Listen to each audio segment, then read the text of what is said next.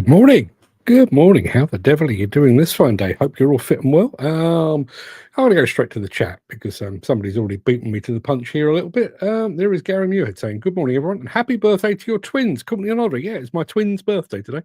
I won't tell you how old they are, but because that will give away roughly how old I am. But happy birthday to Ollie and to Courtney. Courtney is currently in Greece with my other half, but Ollie is due here any moment now. I probably won't see him because he's going off to play golf with Fred. But yeah, many happy returns to the pair of them.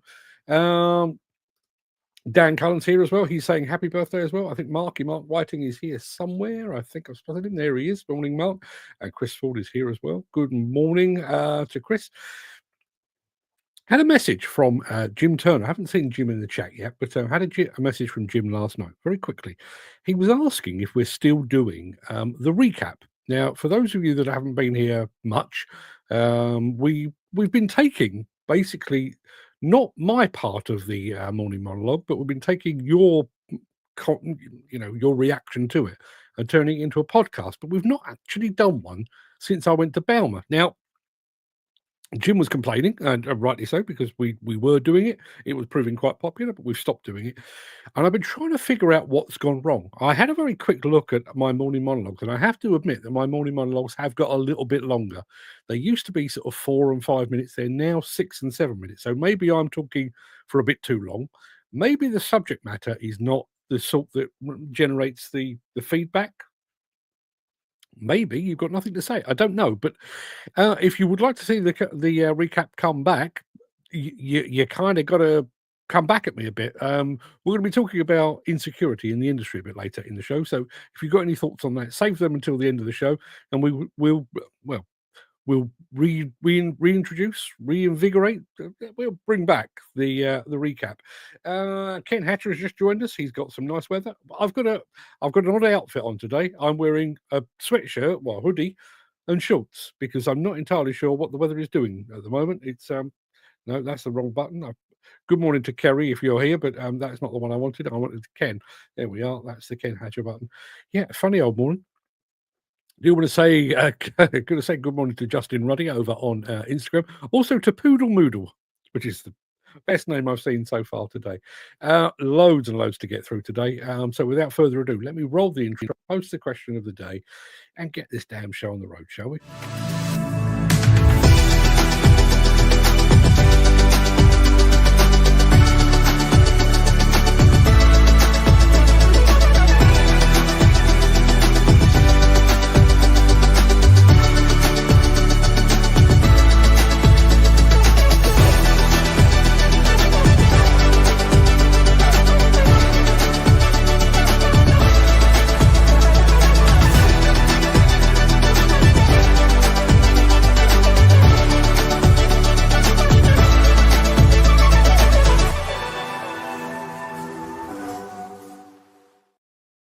I don't know who to go to first, but I'm going to go to Steve Williamson, who says, "Morning, all been busy, not been here for a few days. Not a problem, Steve. We've been holding the fort without you. But demo driving has opened up more demo shows. Fantastic. Where are you off to next, Steve? Let us know in the chat." As I say, it was a toss-up who I went to first between Steve and the other love of my life. My other half is tuned in all the way from Greece on her last day on the source, basically. Yeah, back this evening, apparently. Steve says, asked to go to Norway, up near the Arctic Circle, a place called Tromso, 2 weeks before Sweden for the Volvo days. Fantastic. Tromso is brilliant. Can't recommend Tromso enough. Bit chilly. Well, it depends when you go, of course. I'm guessing that must be about June time.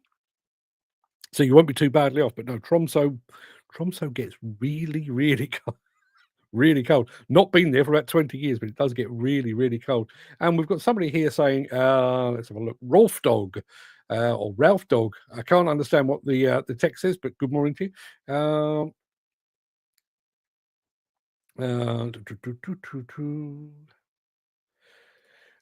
Dan says she went to a sunny country, and yet best weather is here. I think she's got better weather there, actually. It's a little bit warmer. There's Gary saying, good morning, Mr. Anthony. Hope you're enjoying your break. Well, she gets a break from me, which is well worth the travel. And Steve says he's off to Tromso, on the 12th of June. Fantastic. Very, very jealous. It's a fantastic place. You'll have a great time. Yeah, where are we? So I know what we're going to do. We've done the intro. Have I done the question of the day? Kind of got caught up in all that. Yes, I have done the question of the day. So let me tell you all about today's show. It is Wednesday, the 7th of May. Welcome to the Breakfast Show. I am your host, Mark Anthony, the Walrus of Demolition, the Lord High Chancellor of live streaming. In today's show, Weidemann goes all electric with its latest loader. Liebherr harnesses camera tech to make sites safer. If we can't go up, perhaps we need to go down. We're going to take a look at the concept of earth scrapers. And I'm not talking about motor scrapers, I'm talking about earth scrapers, which is a completely different thing. And the latest installment of our breakfast show at Bauma, we're touring the Kobelco stand. Plus, I've already mentioned this, but I'm going to mention it again. In my morning monologue today, we're going to be talking about the industry's imposed insecurity. Industry's imposed insecurity. Bit of alliteration, which is always good for a headline, but that's what we're going to be talking about. But before we get to all that, we do have the small matter of today's mystery machine to attend to.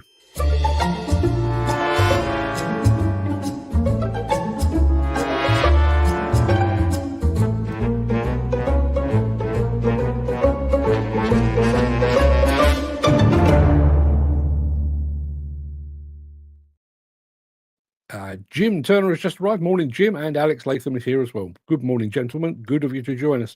I'll come back to your answer on the question of the day in just a moment, Steve, but I do need to show you the mystery machine, which looks like this. Yeah, there's not a lot to go on with that, so let me show you a little bit more. There you are.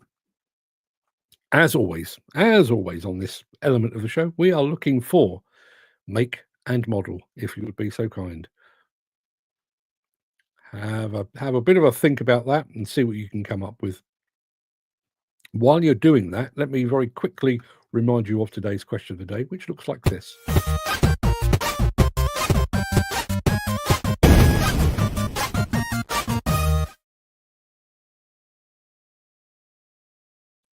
Yeah, question of the day. Having spent the past just over 5 years discussing the ups and downs of life on the site, I'm astounded I've never thought of this question before, but what is the one thing that instantly winds you up on site? Now, I don't mean a type of person, because it usually takes quite a while to realize that people are stupid, stubborn, or potentially both. I'm talking about the one thing that you see and instantly go, oh, here we go.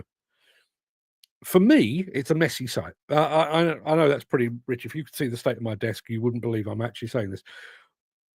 My desk looks like a grenade has gone off on it, but a site with bits of crap all over the place just immediately suggests that it's not being run properly. But what about you? What is a thing on site that immediately winds you up? Let's have a look. We've got Steve Williamson says, not thinking ahead. I have to always tell them to get this and get that. It drives me insane. It's a good shout. Ken Hatcher, scraping the road after I've just done it. That must be bloody frustrating. I've always thought that, where you've got people floating concrete and that kind of thing, you've just got it right. Then somebody goes and puts a boot in it or something. Oh, yeah. Question of the day. Folk being, I'm guessing that's bone idle, and folk that say, that's not my job. Yeah, that would get your goat, and no mistake. Site managers haven't got a clue, but won't listen to those that know what they're doing. Yes, I've tapped into a rich vein here, haven't I? I can tell. Right, okay, back to the mystery machine very quickly. Let's have a look. Gary Muirhead reckons it could be a Volvo BL71 Plus. It's not. Jim Turner reckons it could be a Mechalak backhoe loader. It's not. A TLB 990 Mechalak backhoe loader. It's not. I'll tell you now, it's not a Mechalak at all. Dan Cullen going for the John Deere 710P. It's not one of those. Still not a Mechalak. Dan Cullen, it's not a Leyland 435 backhoe loader.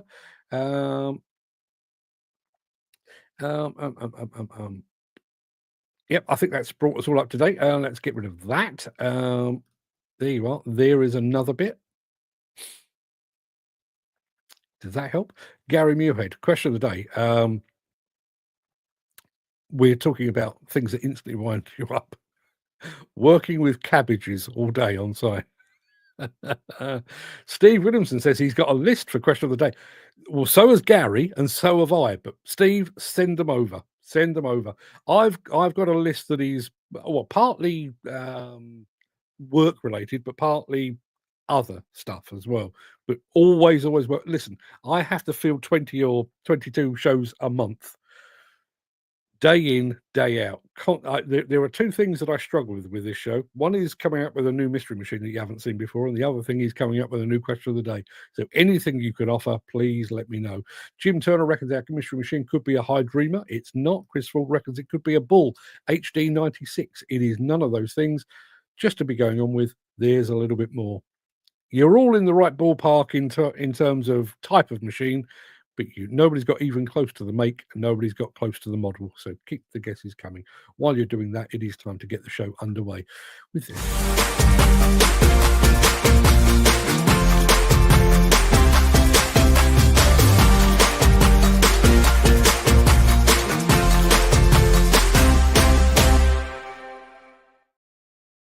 Yeah, we're going all electric right now. We're going off to see the fine folks at Weidemann with their latest loader.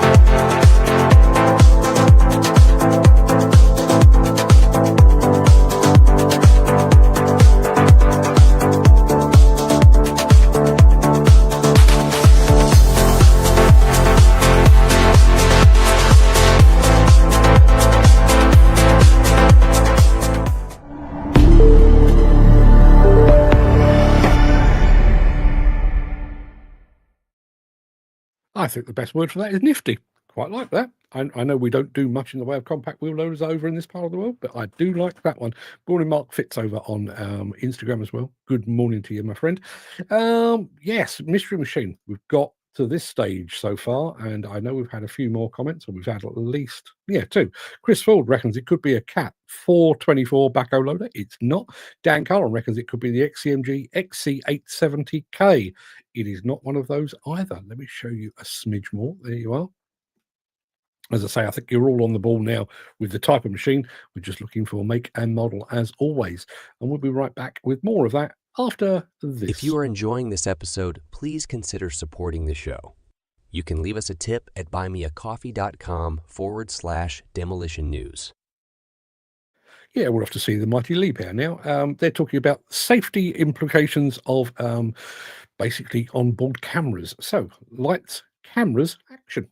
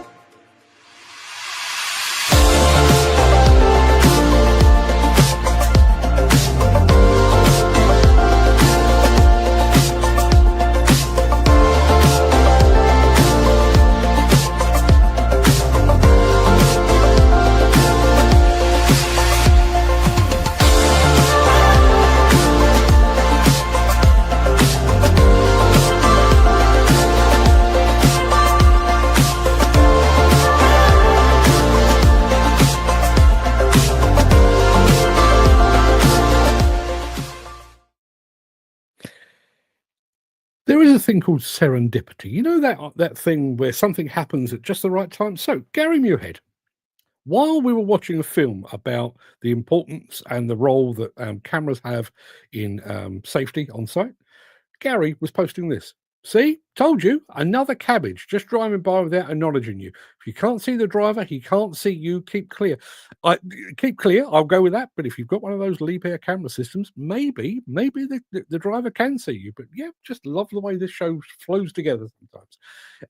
What isn't flowing together is the answers on our mystery machine. We've got Gary Muirhead going for the Shandong TW880. It's not.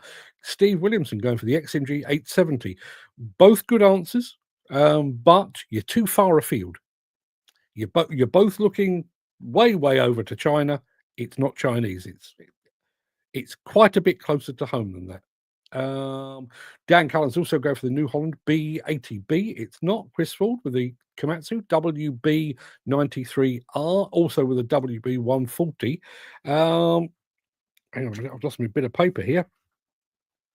I can tell you though,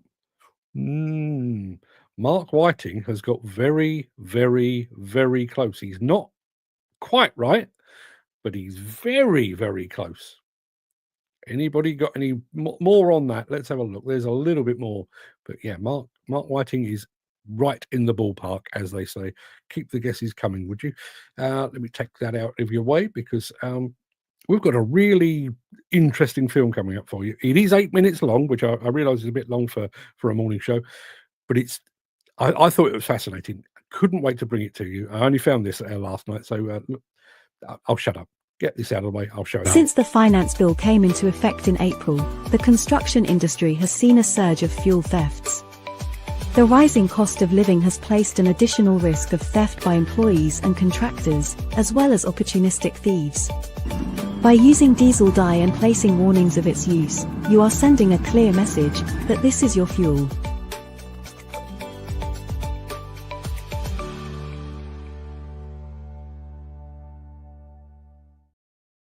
Right, before I play you this film, I can tell you we have a winner. And it is right and proper that this is the person that wins, because Mark Whiting went for the MST 642.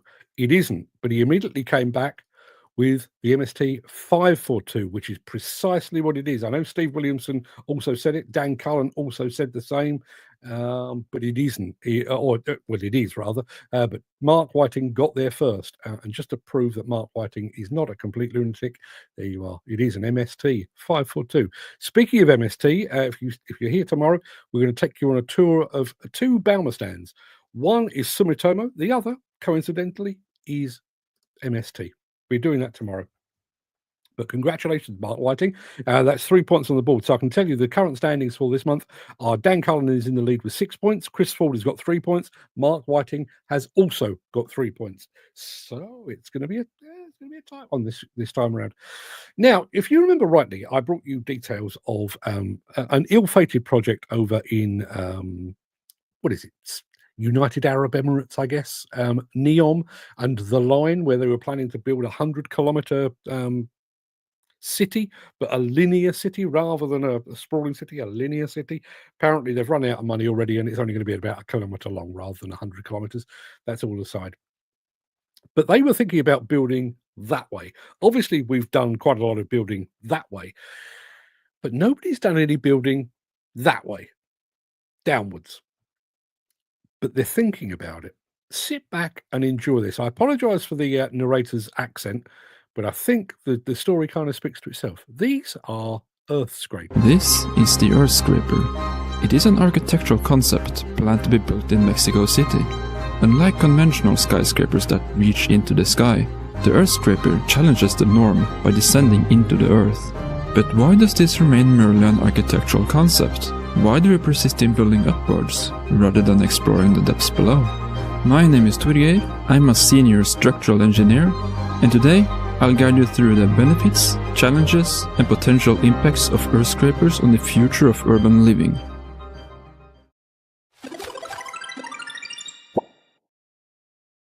Mexico City faces significant challenges related to urban sprawl, congestion, and a shortage of available land for new development. You see, A strict city regulation limits new buildings to a maximum height of 8 floors. This measure is intended to preserve the historic architecture from being overshadowed by modern structures. However, with the city's population continuously rising, finding available space becomes increasingly challenging. This is where BNKR Arquitectura, a Mexican architecture firm, introduced a revolutionary idea. Recognizing that there are no regulations governing how deep a building can extend into the ground, they conceived the concept of an upside-down skyscraper, an earth scraper. The proposed location for this innovative structure was the main square of Mexico City, Zocalo, one of the few remaining open spaces in the city. The plan involved excavating the main square to create an upside-down pyramid descending into the ground. This pyramid would consist of 65 floors and reach a total depth of 300 meters. The earth scraper's design includes an open central void extending from top to bottom, which maximizes natural light penetration and ventilation to the lower levels, addressing some of the typical challenges associated with underground structures. At the surface, the top of the earth scraper features a glass roof, also serving the purpose as an urban plaza. This innovative design allows natural light to filter down into the depths of the structure, creating a bright and inviting environment throughout. This concept aims to provide home for 100,000 people, maximizing the use of available land in densely populated urban areas, and addressing the problem of limited space for development. In addition to residential areas, the earth scraper would include floors dedicated to museums, offices, and commercial properties. There would also be levels with vegetation and parks, simulating the experience of being outdoors. But the idea of building downwards is not entirely new. In 1931, the Japanese depth scraper concept was introduced. This design features a 35-floor cylinder with a central void. At the roof, a large mirror would reflect sunlight down into the void, with an adjustable shutter to control the amount of light according to need. The inspiration for this concept came from the devastating destruction of the Great Kanto earthquake. The best Japanese engineers united to find a more sustainable and safe way of living, noting that tunnels and caves had sustained less damage during the earthquake. This observation led to the idea of constructing buildings as caves. There seems to be close to no information on why they never went through with the concept. However, there are significant challenges associated with building skyscrapers underground. One of the most obvious is adapting to living below the surface without experiencing anxiety or claustrophobia. These effects could be exacerbated by the difficulty of evacuating such structures in an emergency. Imagine evacuating 100,000 people from an underground skyscraper during a massive flood. Another challenge is the impact groundwater has on the structure. Groundwater is water that exists underground in saturated zones beneath the land surface. The upper surface of this zone is called the water table. Various factors determine how close the water table is to the surface for a given location, and Mexico City happens to have the water table quite close to the surface.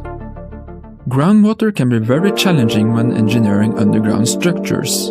Imagine a bowl of water with a cone-shaped object submerged in it. Like seawater, groundwater generates lift due to the displacements of water with air.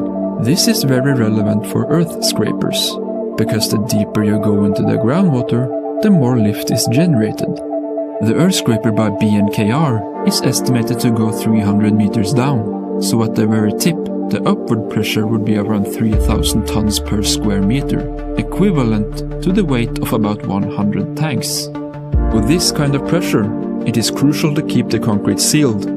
A significant crack or a hole drilled in the wrong place could result in a spectacular fontaine. A bigger challenge than the water pressure would be the soil pressure on the side of the cone. Soil pressure increases linearly with depth, and at the lower parts, it could reach around 3,000 tons per square meter, about the same as the water pressure. The concrete walls will need to be around 2 meters thick, which is about 10 times thicker than normal concrete walls. This pressure could cause a permanent deformation of the walls by around half a meter. In order to cast the concrete for the earth scraper, you need to dig a hole in the ground first. This hole would be absolutely humongous. You can't just excavate vertically, because that could lead to impossible working conditions for casting the concrete.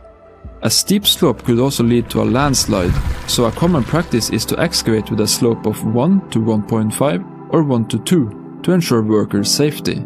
For the main square Zocalo, this approach would be impossible without destroying about 250,000 square meters of existing buildings.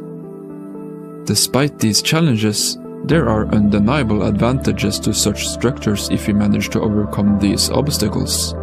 By 2050, an estimated 68% of the global population will be living in urban areas. This means that over the next 27 years, both commercial and residential infrastructure needs to be built for an additional 2.22 billion people. With the limitation on horizontal expansion for cities, we simply don't have enough room for this growth.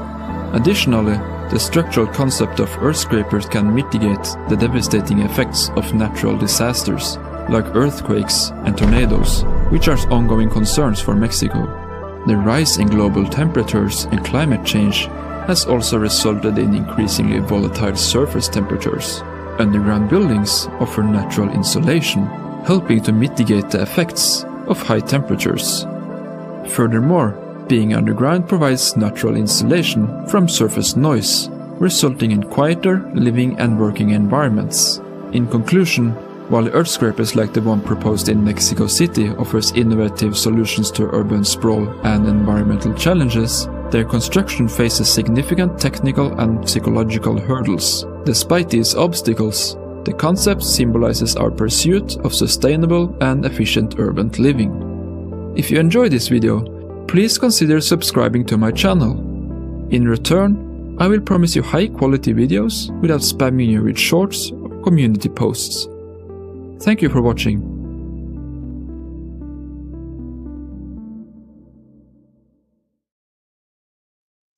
Thought-provoking, right? So let me go through what everyone has said. Dan Cullen said, have they not already done this in China? Not as far as I'm aware. Ken Hatcher was enjoying it. He said it was interesting. Jim Turner says, sounds a good idea. If you need the muck for something else nearby, bit poxed if the tip is miles away. There's a lot of earth to come out there, isn't there? Dan Cullen says, very challenging. What about natural light, an earthquake, volcano, flooding? So many negatives too. Yeah, I take your point, but earthquakes, volcanoes, bit of a challenge for if you build upwards anyway. So I see what you're saying. Anybody remember the Sylvester Stallone Wesley Snipes movie Demolition Man, in which the poor of the future world lived underground? Yeah. Ken Hatcher says they should give up. Too complicated for me. Dan says 2 meter thick wall, not feasible. What about the lifespan of the building? It's all good points. I'll come back to a more practical consideration when I get over to Instagram in a moment. Gary says, can you imagine blackjacking the outside of the concrete structure? Yeah, absolutely. Everything about that is complicated. Not least of which this. Garvin, Mostly Digger, says, wonder, do they pump the poo into an existing sewer system, or is there a sump full of feces? I don't know. I hadn't thought that far ahead. I'm hoping somebody has. Will that ever get off the ground, into the ground? Will it ever happen? I don't know. Ambitious, and to be honest, that's why I brought it to you. I do like the ambition of it. I like the fact that people are thinking completely outside the box.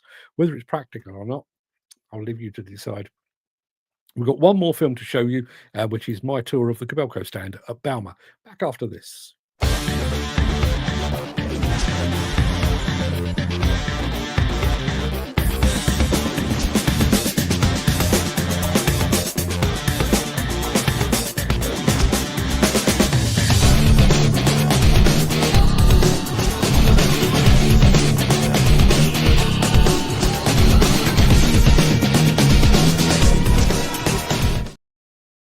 Yeah, I've already said tomorrow's walk around Bauma is going to feature Sumitomo. Not a name we feature here very often, but Sumitomo and MST. So we've got a bit of Japanese and a bit of Turkish as well. Today we're going to see Kobelco. Right, welcome back to the Breakfast Show at Bauma. In the outside area now, sun is out, the sun is shining. absolutely fantastic day, and we're going to Kobelco, which you can see in the background. We're actually doing a bit of a focus on the SK300, the new straight boom demolition excavator, which we'll be getting to in a separate video. But for now, let's take a look around at the entire stand.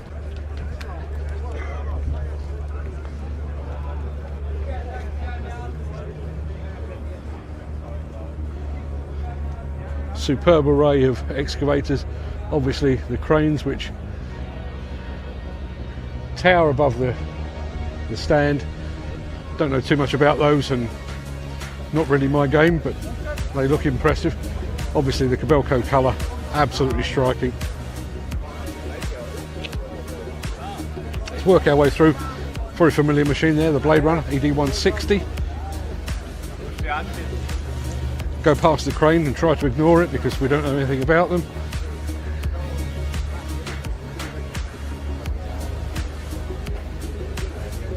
As you can see, proper array of machines on display.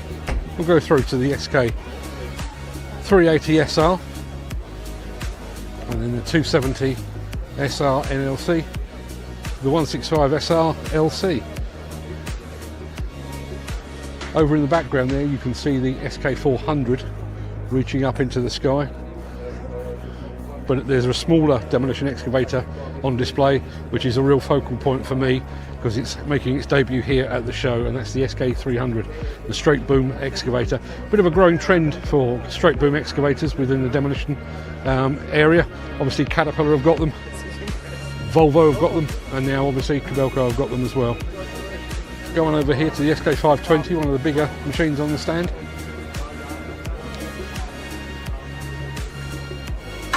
Here's the SK 350, little zero tail spring 135 SRD. Hope you're enjoying that sunshine. Right the way through. Bit of steel wrist action on the SK 240. Worth a couple of photographs. I'm not going to show you the 300 smart boom because, as I say, we're doing a separate video on that, so we'll leave that to be filmed separately.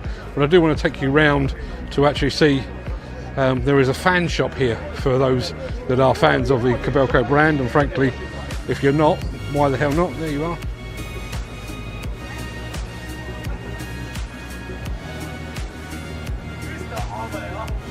Back around here, there's even more merch. I like the bag, but I don't want to carry it around. There's a lot of models on display there as well. And if we come over here, there is actually the demo area. Very small, and they've actually got some operators taking part in a bit of a challenge there. And just to show you the entire Kobelco stand,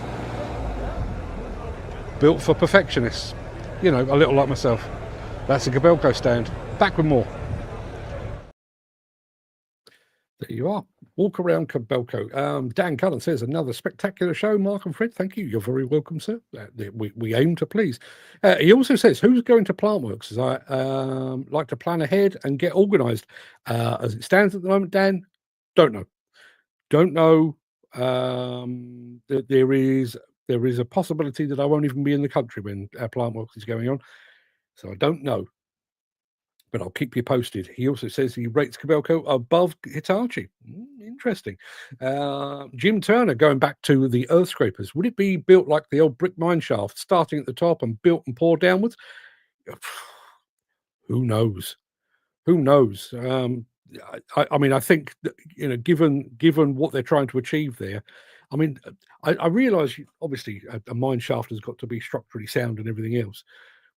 But it is just a shaft, whereas what we're talking about here is somewhere for people to live for a prolonged period of time. I wonder. Have you got any footage on the new Kubota 14-ton excavator? We have not, I'm afraid, no. Well, I say that, I think when I did the tour of the Kubota stand, I think I may have had it kind of, I mean, I think I pointed one out, but it's literally about 2 seconds. So no, still looking out for that. I'm not entirely sure. I mean, the announcement that came on that is part of their tie-up, I think, with Liebherr, isn't it? And I think that came so close to Bauma, I'm not entirely sure if it was ready in time. So I'm not entirely sure on that, but I'll keep you posted. Anyway, that pretty much wraps up the main part of this morning's show. I'm going to roll the outro in just a second before leaping gazelle-like over into my morning monologue. Ahead of which, let me remind you, Jim Turner wants to see the recap come back. If the recap is to come back, we need your feedback on the morning monologue. So if you've got anything to add, to say, if you want to argue with me about it, feel free. I'm big enough and ugly enough to take that. So we'll be doing that in just a second. But if you can't stick around, please stay safe. Look after yourself, your family, your friends, and your colleagues. Hope to see you again very soon. But if you do have the time and the inclination and something to say, stick around. I'll be back after.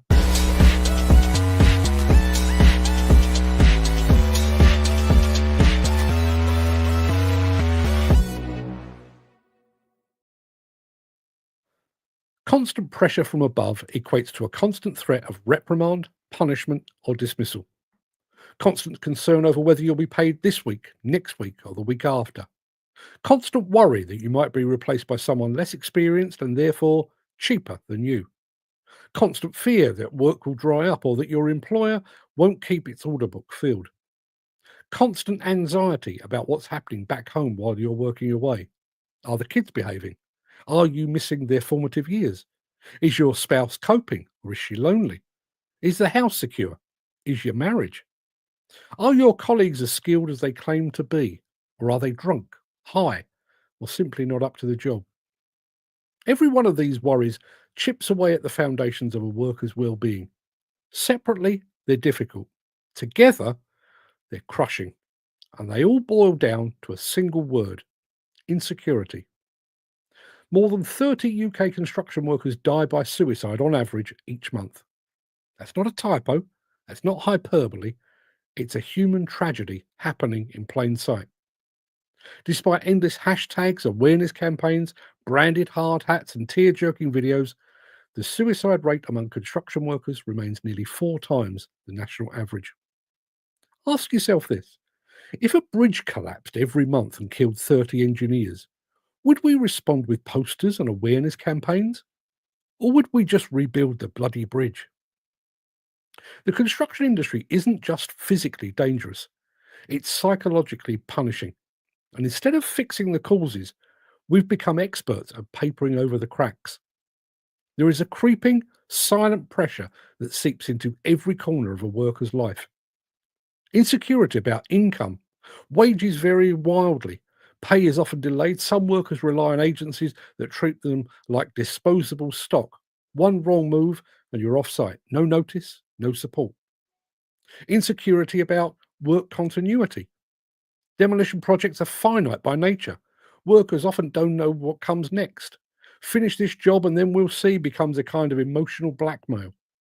You do what you're told. You take the abuse, you work unsafe hours, and you say nothing because you're terrified of not being picked for the next job. Insecurity about reputation. In a tight-knit industry, word travels fast, even if it's not true. Make a mistake, you're careless. Speak up about safety, you're a problem. Ask for help, you're weak. Insecurity at home. Being away from family takes its toll. Missing birthdays, school plays, sports days, anniversaries. Over time, guilt festers. Distance becomes emotional as well as physical.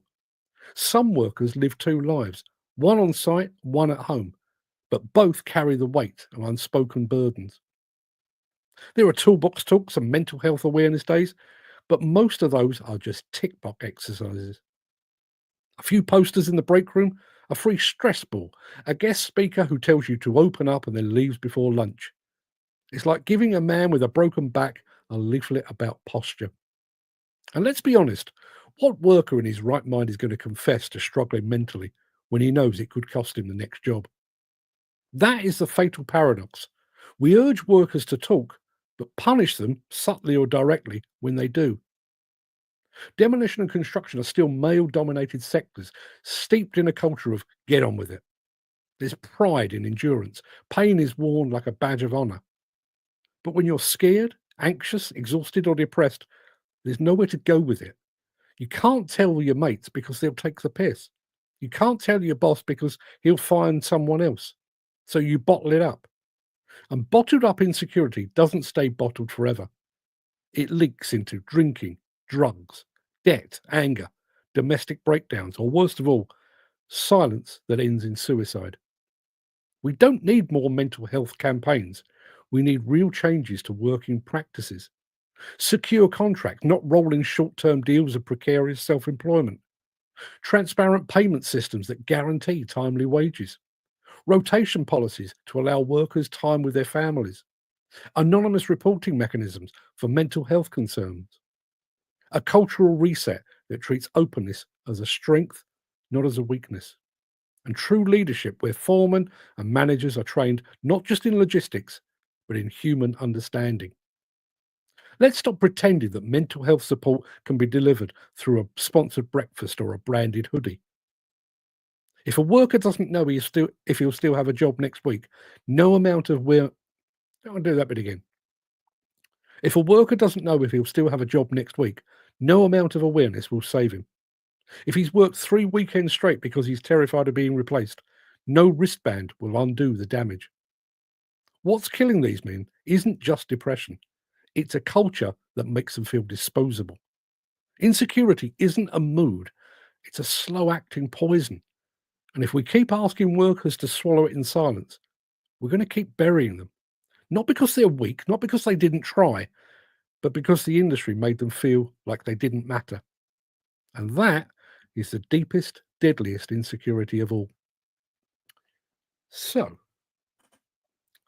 am I barking up the wrong tree? Am I leaping on the mental health bandwagon? Am I talking bollocks as I so often do?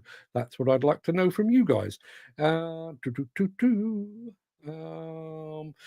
back to the earthscrapers, Jim Turner says, but safer. Mine shaft was dug as the brickwork went in, sort of in stages. Yeah, absolutely right. I'm guessing, I mean, I don't know this because I'm not a structural engineer and because nobody's ever done this before. My guess is you would have to start at the bottom with this. Would you not? Would you not build upon that? Do you know, I actually don't know the answer to that. It's an interesting conundrum. And listen, it may be an unresolvable conundrum. I was more interested in the fact that people are thinking that far outside the box. So the workers are always protected. Yeah, it makes perfect sense. But to my mind, if you can excavate that giant V pyramid, not a V, a pyramid, and then put in the first section, and then the next, and then the next, and then the next, and you're inserting the floors as you go along. I don't know. I actually don't know the answer to that.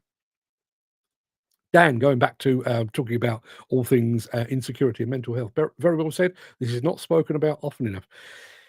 Do you know, I'm not going to dispute what you're saying there, Dan, but in actual fact, I think the opposite is true. I think what we've got into the habit of doing is talking about it. I don't think we talk to each other, which, you know, I think that is part of the reality of the mental health thing. But I think we've kind of built a system whereby we talk around it.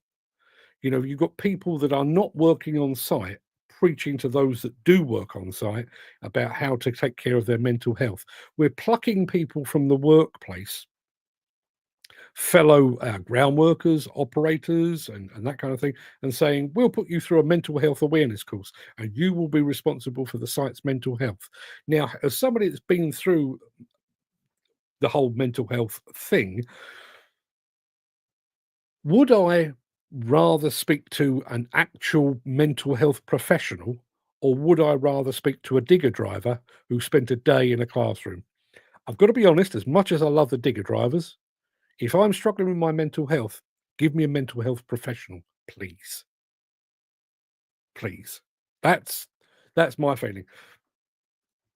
Dan Cullen says, on this site, they have 6 mental health people. Never see them, never heard a question about how you're feeling. Yep.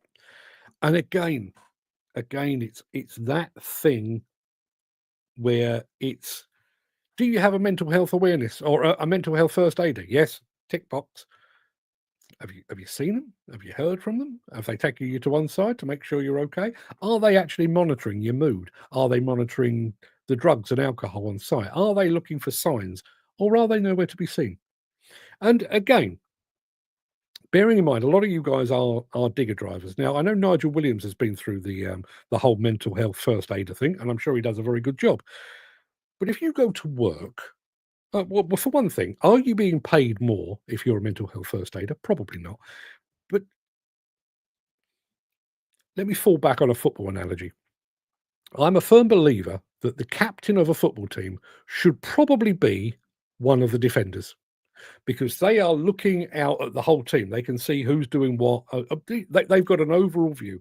If you're a digger driver and you're sat behind the levers 7, 8, 10 hours a day, how aware are you of the mood of the guy working on the dump truck beside you, or the dozer over in the corner, or the dumper that's like, are you? Are you actually aware? How much time do you get to spend with those individual people? So, for example, Bob, who's on the dozer, how much time do you spend speaking to Bob? Do you speak to him at all? Or do you arrive, take your flask and your sandwiches, jump in the machine?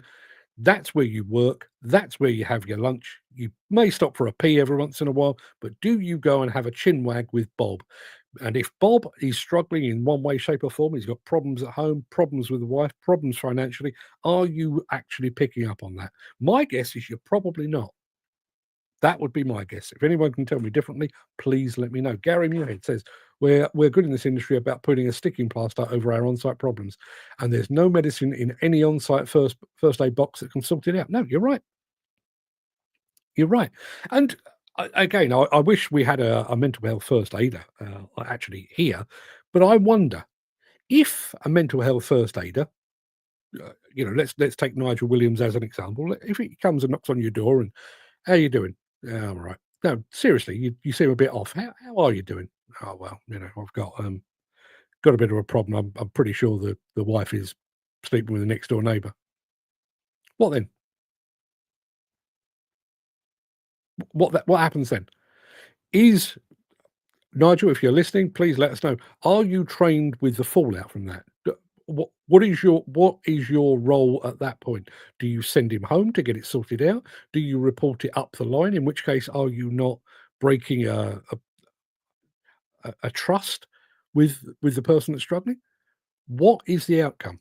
Or, as Gary has rightly said, are you just a mental health first aider to say that the companies were aware of mental health, but they're not actually able or equipped to do anything?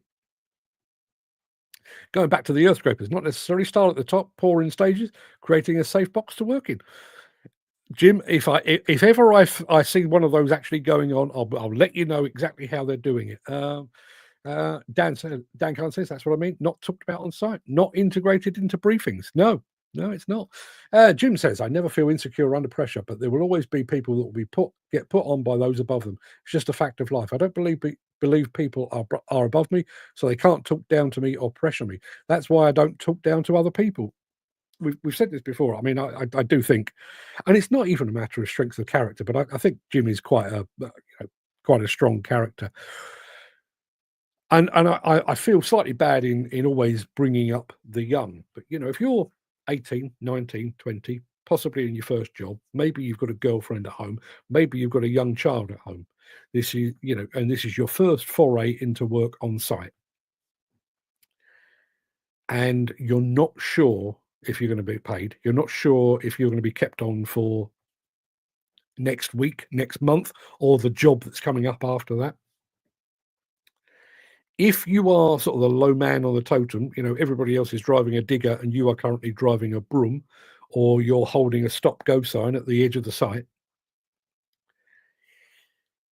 are you quite as confident? Are you? And obviously the concern with all of this, I mean, and I don't believe that economics are the sole creator of these situations, but they certainly don't bloody help.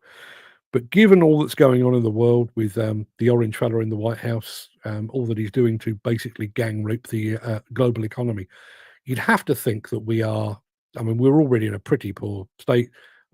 We're heading for a deeper recession, I would strongly suggest.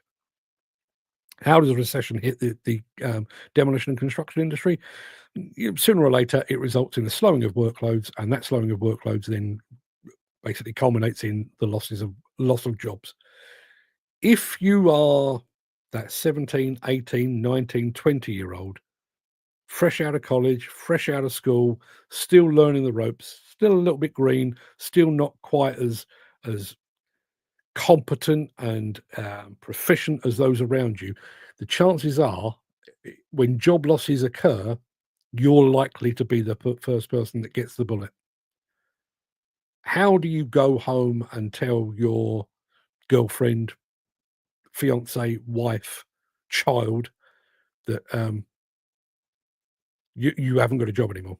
You can't pay the rent, you can't pay the mortgage, you can't pay for the birthday presents, the Christmas presents, put food on the table, and all of the stuff that goes with it.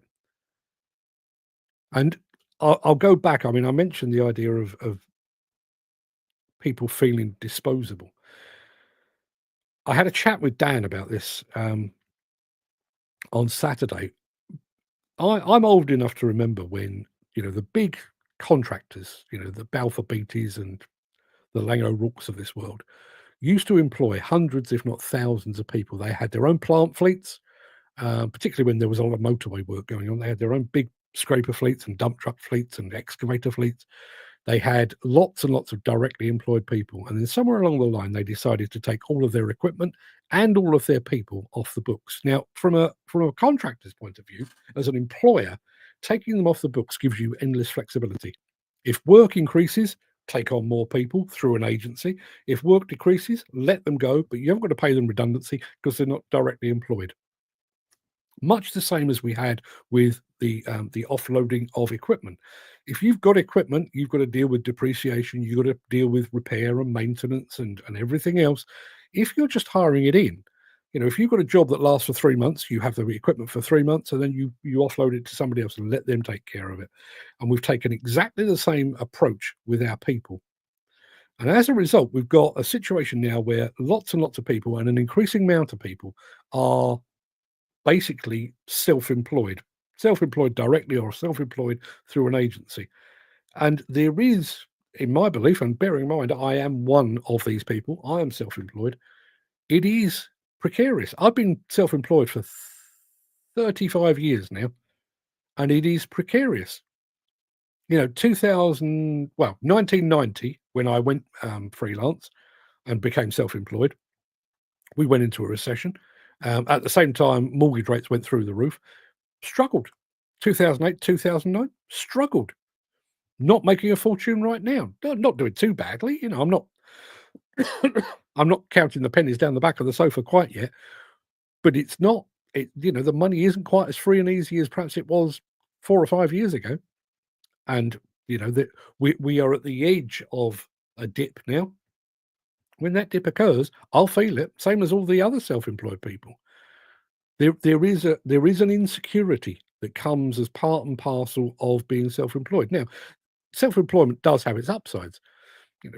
To a degree, you can come and go as you please. You can take your holidays when you want them, and set your rates to a certain degree, and all of the things. Yeah, you can do all of those things. If you decide to take a week off and go and play golf or go fishing or whatever it might be, you can do that to a degree. But the downside to self-employment is, as I say, it is precarious. You're never entirely sure where the next job is coming from. You're never entirely sure where your next pay packet is coming from. You're not entirely sure if your next pay packet is coming, because we've got a situation in this country or in this industry where just because you've done the work doesn't necessarily mean you're going to get the money for it. And we always talk about this whenever we talk about companies failing. Where companies fail, and we tend to talk about the supply chain. A contractor fails, subcontractor gets hit, the subcontractor below them gets hit, the subcontractor below them gets hit, and so on down the line. But all of this ultimately comes to rest with individual people, individual workers, either individual workers that were employed by the contractor that has gone pop, or that were employed by those various specialist subcontractors. So somewhere along the line, you've been keeping your nose clean, you've been working hard, you're the first on site, you're the last to leave, you're doing everything in your power, but someone 5, 6, 10, 12 tiers above you has decided to be greedy or to play fast and loose with company money, or has fallen victim to a flex in the way that the work is being done, and you end up carrying the can for it. You end up having to go home to the wife and say, not only have I got no job, there's no money coming. That's it, it's done. One of the things that I find interesting with the job that you guys do is the fact that you do it largely alone. Depending on the state of my mental health at any given time, I am either at my very, very happiest when I'm on my own, sat by a riverbank, fishing rod in my hand, makes me happy. It's my happy place. But it's also the place where I feel worse. It is absolutely the place where I feel the most isolated, the most lonely. And one of the issues, fishing helps because fishing kind of focuses your mind on a float. You're looking at the float. You're not really thinking about, people can walk by and boats go by and you don't really pay them any mind because you're just focused on that float, which is fine. But there are times, if I'm on a long drive, if I can't sleep, or if I'm fishing and there's not really much happening, and my mind starts to wander. What if this? What if that? I wonder if. Did I? Should I? And all of those things start to play on your mind. And you guys are doing that day in, day out. You're basically in a locked room with your own thoughts for what, 7, 8, 9, 10 hours a day? And as I say, I'm speaking from experience here. Some of the things that caused me to go over the edge with my own mental health were relatively small, but my brain made them quite a bit bigger. And rather than being, I've got a problem here and I've got a problem there, that one's quite small and that one's quite small, my brain said, well, let's make them much, much bigger. And now they're much, much bigger. Let's mash them together and make them really fucking enormous. And that was where my wheels fell off. And you guys are effectively living with that day in, day out. Gary Muirhead says, I was self-employed for years, but now I'm back on the books. Big relief. I now know the money is in the bank every week. Yeah. There's one thing you don't have to worry about. Right there. One thing you don't have to worry about. I mean, there are other things, obviously, the ups and downs of family and the various bits and pieces that go with that. Just living, just being a human being, there are worries that go with that. But there's one worry that you don't have to worry about anymore. I mentioned rotation policies. I mean, Gary, I don't know where he is at the moment, but Gary was working on a wind farm, so he's away from home. Now, Gary's a family man. You've only got to look at his Facebook page. He spends a lot of time with his wife and with his kids, off on holiday, out for meals and that kind of thing. That is kind of part of Gary's foundation. It's part of his makeup. If you are required to work on site 6 days a week, somebody's just pulled that foundation out from under you. Now, you get home and you pick up where you left off, and hopefully everything is hunky-dory, and your wife's still speaking to you, your kids still remember what you look like, and the dog doesn't bite you on the way through the door. But what if you don't have that level of stability? What if things are a little bit sketchy for one reason or another? Jim Turner says, I love the fact that I'm sat here with my own thoughts all day. Gives me time to reflect and dissect my life and plan. Yeah. As I say, with me, being alone is when I'm at my happiest, and it's also when I'm at my most lonely.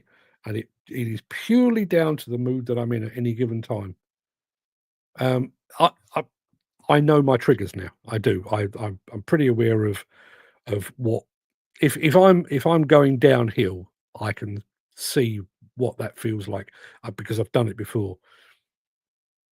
And one of the things that I tend to avoid is being on my own.